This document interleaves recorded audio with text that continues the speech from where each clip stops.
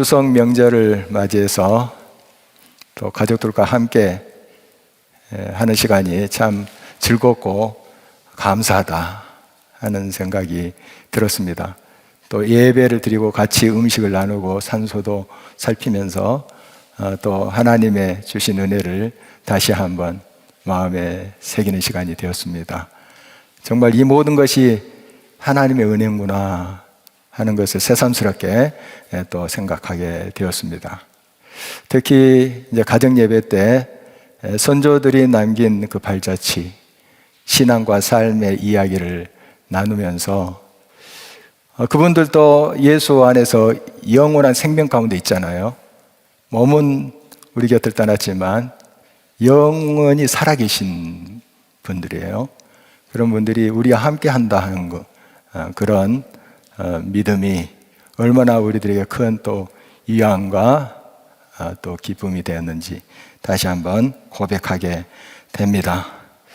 넘치는 하나님의 은혜로 함께 하시는 그 주님의 손길, 마음속 깊은 곳으로부터 찬양할 수 있었습니다. 예배에서는 지금의 튀르키예 서부에 있는 항구 도시였습니다.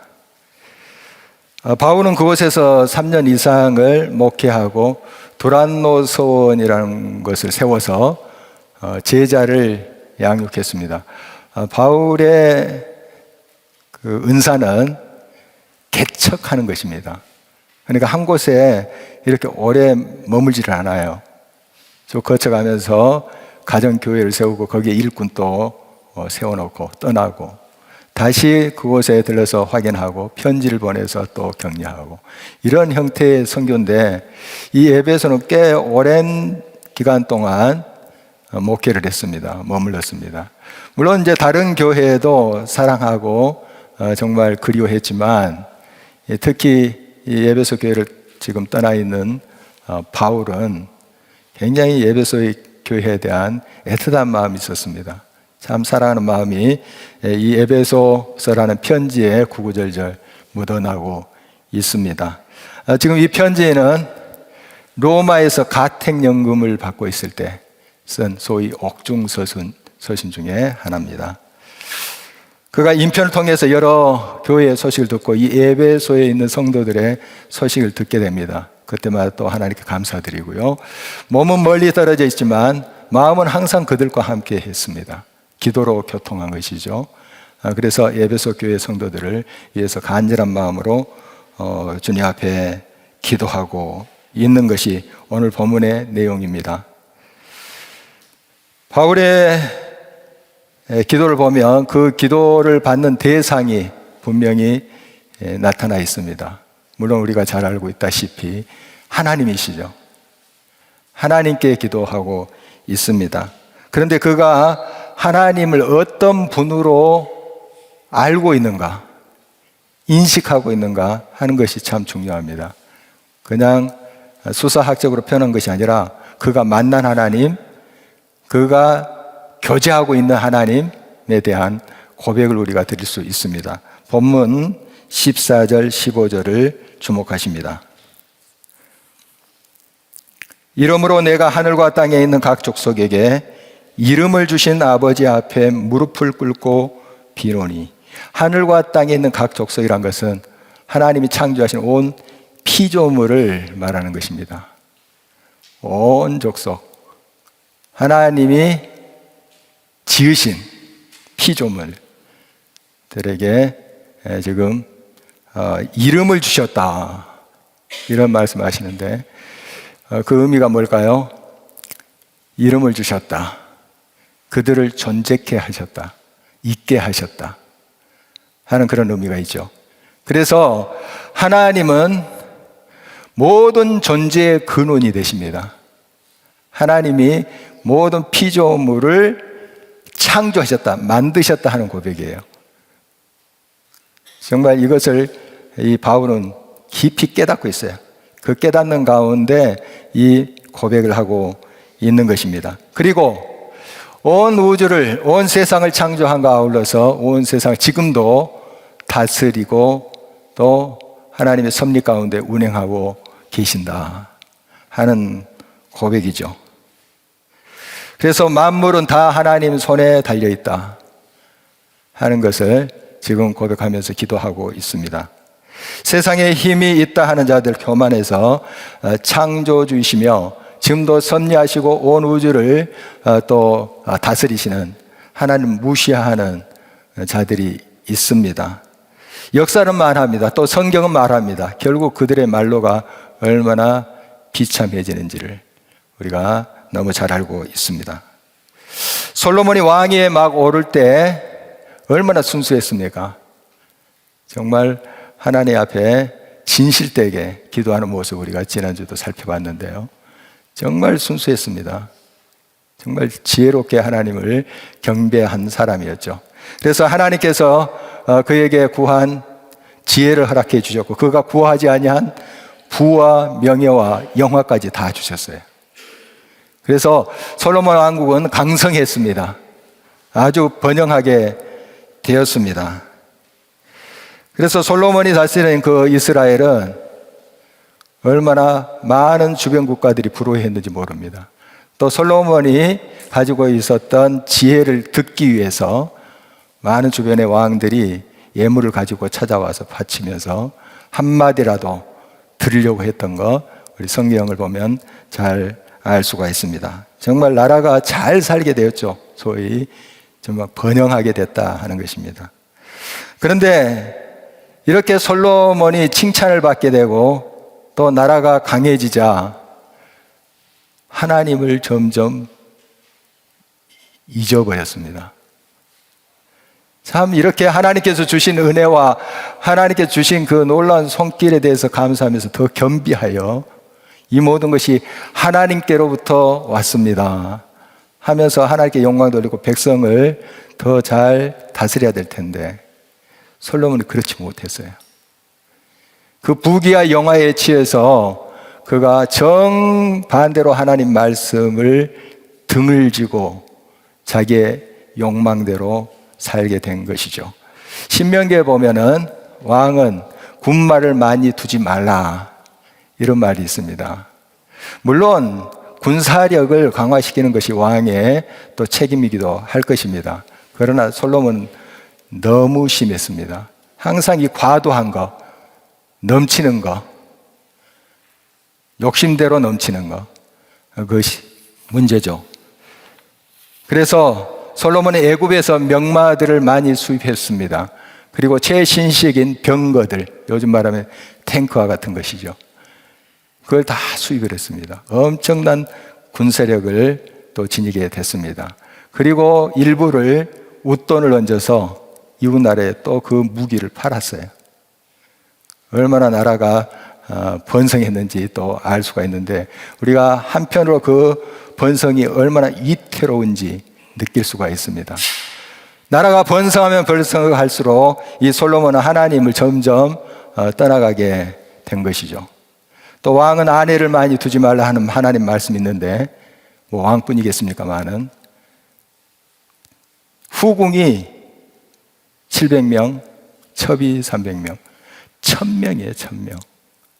이건 이제 정략 결혼을 넘어서 그가 얼마나 정욕에 눈이 멀었는지 하는 것을 보여주는 것입니다. 정말 하나님의 말씀대로 행해야 될 왕, 하나님의 사람이 이제 자기가 성공했다고, 자기가 잘 나간다고 하나님의 말씀을 등져버렸죠. 결과 우리 잘 알고 있습니다. 망하는 거죠. 이 공식이 정확하게 나와 있습니다. 그래서 지혜의 왕이라고 알려진 솔로몬, 가장 어리석은 왕이 되고 말았던 것이죠. 짐이 곧 국가다. 프랑스 절대군주 루이 14세의 말이죠. 왕인 자기가 바로 국가라는 거예요. 백성이 주인이 아니라 자기가 주인이라는 거예요. 물론 왕정 시대 때 그런 이제 생각들이 있었습니다만은 너무했어요. 루이 14세. 17세기 중반에서 18세기 초반까지 그의 통치하에 프랑스는 번영을 구가했습니다. 대단했다고 합니다. 궁정 문화가 또 융성하고 또 베르사유 궁을 화려하게 증축하고 정말 군사력은 또 얼마나 대단했는지 알려주고 있습니다. 또 고전주의 연극이 전성기를 구가했다고 합니다. 그러나 그 이면에는 갈등과 비참이 배태되고 있었던 것입니다. 낭트 칙령으로 개신교도 종교의 자유를 허락한다, 이렇게 선포했습니다. 가톨릭 국가인 이 프랑스에서 개신교들 이제 막 종교 개혁에 영향을 받아서 이구노라든지 깔뱅주의자들, 이런 개신교도들이 있었어요. 이런 사람들도 이제 자유롭게 그 신앙을 가질 수 있도록 칙령을 발표했는데 백성들이 그걸 싫어한 거죠. 또 왕도 싫어했어요. 그래서 낭트 칙령을 폐기하고 개신교도를 핍박하기 시작했습니다. 이에 5만여 가정들이 다른 나라로 망명을 했습니다. 그리고 많이 또 고난당하고 죽임도 당하기도 했습니다. 같은 하나님 믿는 사람들 아닙니까? 물론 여러 교리가 다를 수 있지만 삼일체 하나님을 고백한 사람들이에요. 그런데 서로 다르다고 죽이고 핍박하고 했던 그 일이 루이 14세 치하에서 더 극심하게 일어난 것이죠.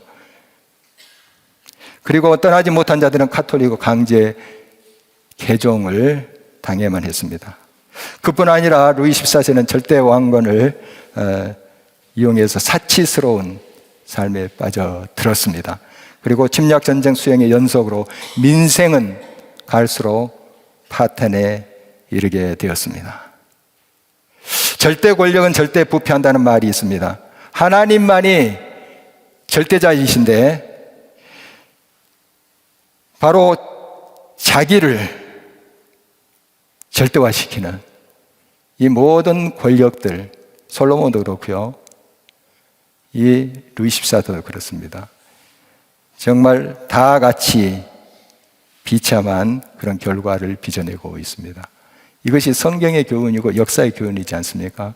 또 우리 삶의 그런 교훈이기도 해요. 지혜와 번영 자체가 문제될 것은 없습니다. 그러나 그것이 마치 자기로부터 비롯된 것으로 착각하는 것이 문제가 되는 것입니다. 하나님만이 모든 것을 다스리시고 운행하신다는 것을 늘 인정하면서 온 우주의 유일하신 왕은 여호와 하나님이시다.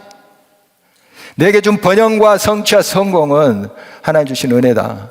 하나님께 영광 돌리고 나눠야 되지 않겠습니까? 이것이 바로 하나님의 사람의 태도일 것입니다. 바울은 그 사실을 잘 알고 있었습니다. 이 세상의 모든 것에 창조주시고 존재의 원인이 되시고 또 이유가 되시는 그 하나님을 그는 체험하고 있었습니다. 그 위대하신 하나님 앞에 그가 기도하고 있는 모습입니다. 그런데 그 지존하신 하나님, 정말 도저히 범접할 수 없는 그 하나님을 이 바울은 아버지라고 부르고 있습니다. 그렇습니다.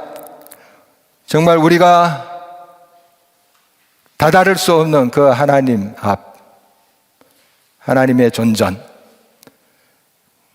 바로 그 앞에 우리가 하나님을 아버지라 이렇게 부를 수 있는 것은 우리가 지난번에 나눴지만 예수 그리스도의 십자가 사건 때문입니다. 죄 있는 사람은 하나님 앞에 이를 수 없습니다. 다가설 수가 없어요. 어둠인 채로 빛 앞에 갈 수 없잖아요. 어떻게 빛 앞에 어둠이 존재합니까? 우리 하나님 앞에 우리 스스로 갈 수 없어요. 우리의 어둠, 우리의 죄를 예수 그리스도의 피로 씻어줬기 때문에 우리는 빛의 아들, 딸이 된 거예요. 그래서 빛 앞에 우리 아버지 앞에 담대히 나갈 수 있게 된 것이죠. 이것이 십자가의 사건이에요. 바로 이것이 복음입니다. 우리의 행위로 된 것도 아니고 의로 된 것이 아니죠. 이것이 바로 우리 주 예수 그리스도의 십자가의 사랑과 은혜인 것이죠. 온 우주를 창조하시고 지금도 다스리는 하나님, 그분이 저와 여러분의 아버지라는 사실, 얼마나 놀라운 일이 우리에게 벌어졌는지 다시 한번 우리 생각해야 되겠습니다. 지금도 일을 지으시고 성취하시는 하나님, 그분을 아빠, 아버지라고 우리가 부르며 그에게 갈 수가 있게 되었습니다. 로마서 8장 15절입니다. 너희는 다시 무서워하는 종의 영을 받지 아니하고 양자의 영을 받았으므로 우리가 아빠, 아버지라 부르짖느니라. 죄의 종이었던 우리가 예수 그리스도의 십자가의 대속의 은혜로 말미암아 우리의 죄가 다 씻어지고 우리가 하나님 앞에 하나님의 아들, 딸로 하나님의 아버지라 부를 수 있다는 것은 기적 중에 기적이라는 사실을 우리가 다시 한번 마음에 새겨야 되겠습니다. 18세기 대각성 운동으로 알려진 신앙 부흥의 선구자인 조나단 에드워즈라는 사람이 있습니다. 그가 그런 하나님의 은혜와 사랑의 속성을 묘사하고 있는 것을 더 깊게라는 책에서 이렇게 말하고 있습니다. 좀 짤막한 부분 읽도록 하겠습니다. 그리스도를 발견한 사람들은 그리스도께서 지극히 영광스럽고 탁월한 분이신데도 불구하고 자신과 같이 비천하고 무가치하고 혐오스러운 피조물을 기꺼이 받아주신다는 사실을 발견하고 깜짝 놀란다. 그들은 그리스도께서 그런 은혜를 베푸신 분이라는 것을 사실 상상조차 하지 못했다. 그들은 그분이 거룩한 구원자이고 죄를 미워하신다고 들었다. 따라서 그들은 그분이 자기와 같이 사악하고 하찮은 인간을 기꺼이 받아주시라고는 꿈에도 생각하지 못했다. 그들은 그분이 분노를 부추기는 죄인들, 그 가증스러운 마음을 지닌 비참한 죄인들을 절대로 받아주지 않을 것이라고 믿었다. 그러나 보라, 그분은 조금도 뒤로 물러나지 않고 그런 그들을 기꺼이 받아주신다. 위대하신 창조주 하나님께서 죄인된 우리를 예수 그리스도의 피로 깨끗이 씻어주시고 우리를 친구로 삼아주시고 그걸 넘어서 아들, 딸로 삼아주셨다 하는 것, 이것이 바로 복음입니다. 세상에서 가장 기쁜 소식인 것이죠.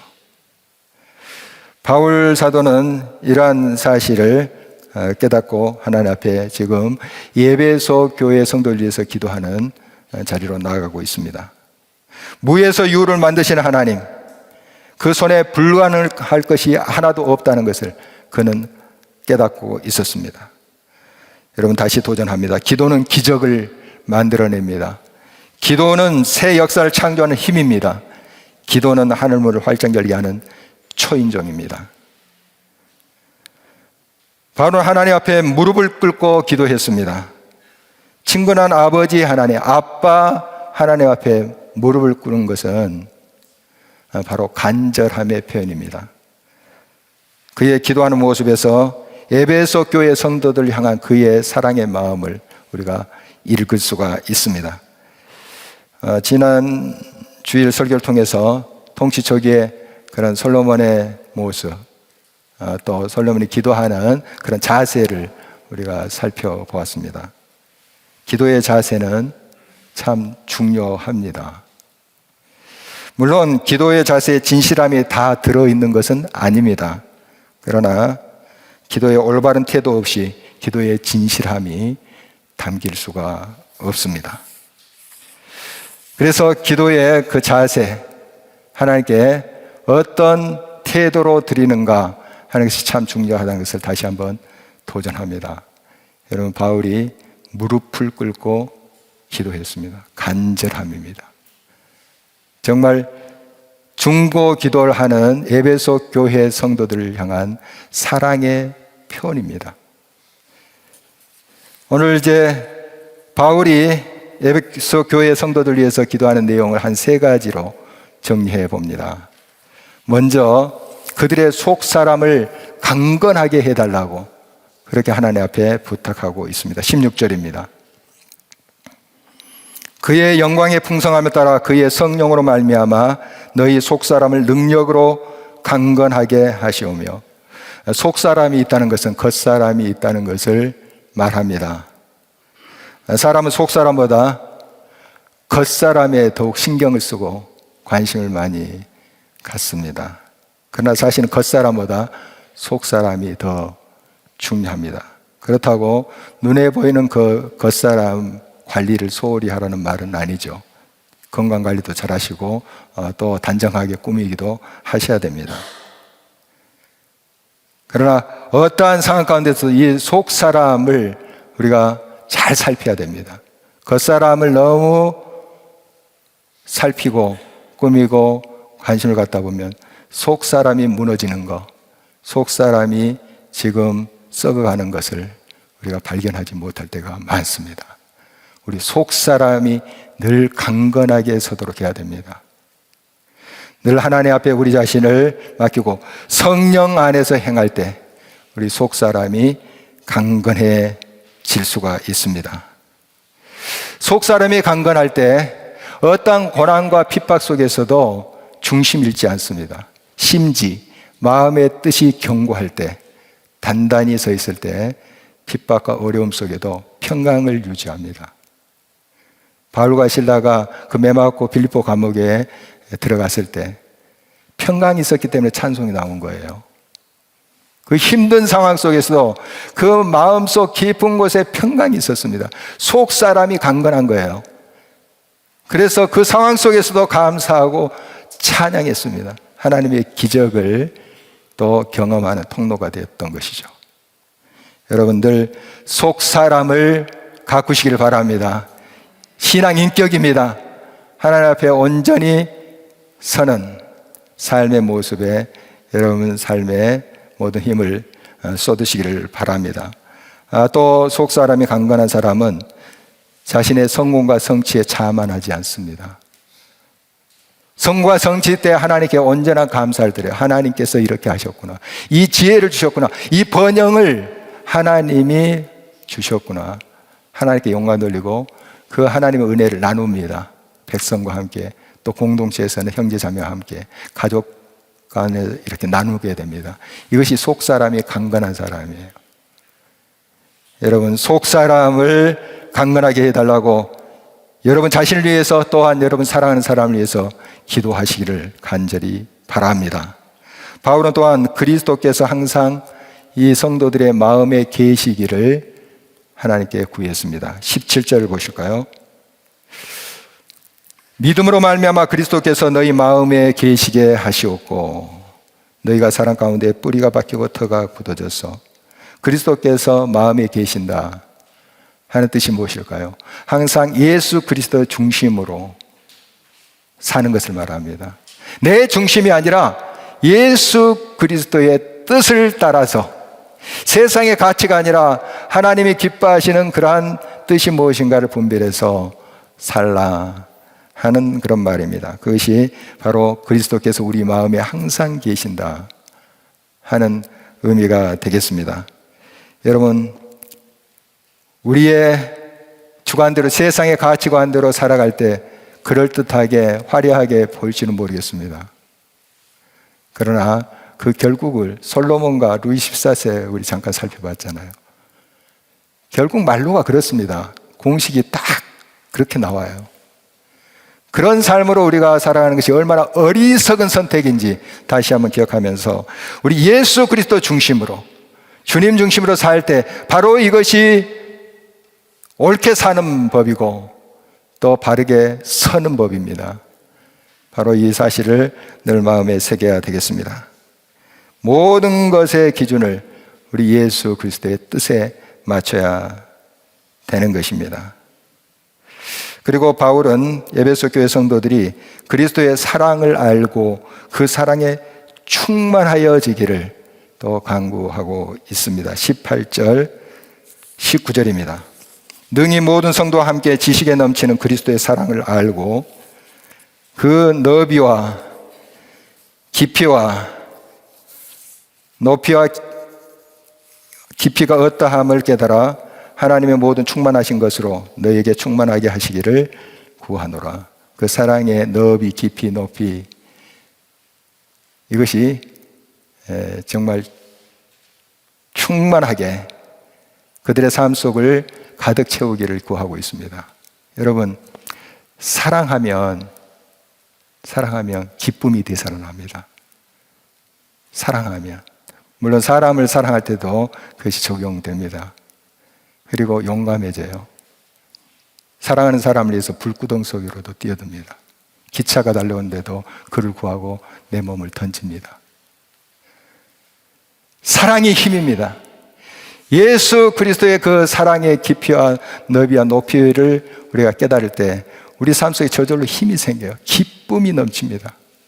바로 에베소 교회 성도들을 위해서 이를 위해서 기도하고 있습니다. 바로 이 사랑이 충만할 때 그것이 넘쳐 흐르게 되죠. 여러분, 그릇에 물이 가득 채워지면, 충만하게 되면 넘쳐 흐르게 되죠. 하나님 그런 삶을 살기를 원하십니다. 우리만 담고 있는 삶이 아니라 그 사랑을 가득히 채워서 충만하게 해서 그 사랑이 넘쳐 흘러서 이웃에게 흘러가기를 원하십니다. 가까이 우리 가족에게 또 이웃에게 흘러가기를 원하십니다. 바로 우리도 하나님의 생명을 흘러보낼 수 있는, 그 사랑을 흘러보낼 수 있는 통로가 되기를 우리 주님은 원하십니다. 지금까지 우리가 여기에 이른 것은 하나님의 은혜입니다. 바울이 에베소 교회 성도들을 위해서 기도한 것처럼 우리도 사랑하는 자들을 위해서, 사랑하는 가족들, 친지들, 우리 이웃들을 위해서 이와 같이 기도해야 될 것입니다. 속사람이 강건해지도록. 겉사람뿐만 아니라, 아니 겉사람보다 속사람이 강건해지도록, 심지 마음의 뜻이 하나님께 박혀서 굳건히 서 있을 수 있도록, 어떠한 상황 가운데서도 물론 어려움에 힘들 수 있으나 그러나 평강을 유지할 수 있도록, 그런 삶을 위해서 우리가 기도해야 될 것입니다. 마음에 늘 예수 그리스도가 있게 하시고, 예수 그리스도의 중심, 예수 그리스도로 만족하고, 예수 그리스도로 기뻐하고, 예수 그리스도로 삶의 이유를 발견할 수 있는 사람 될 수 있도록 우리가 기도해야 될 것입니다. 그리고 그리스도의 사랑을 알고 체험하고 깨닫고 그 사랑으로 충만해서 그 충만한 사랑이 흘러넘쳐서 내 가족, 내 이웃, 이 땅에 흘러갈 수 있는 그런 삶이 되도록 우리를 위해서, 또한 우리가 사랑하는 사람들을 위해서 기도해야 될 것입니다. 이런 부르심에 응답하는 저와 여러분 되시길 주의 이름으로 축원합니다.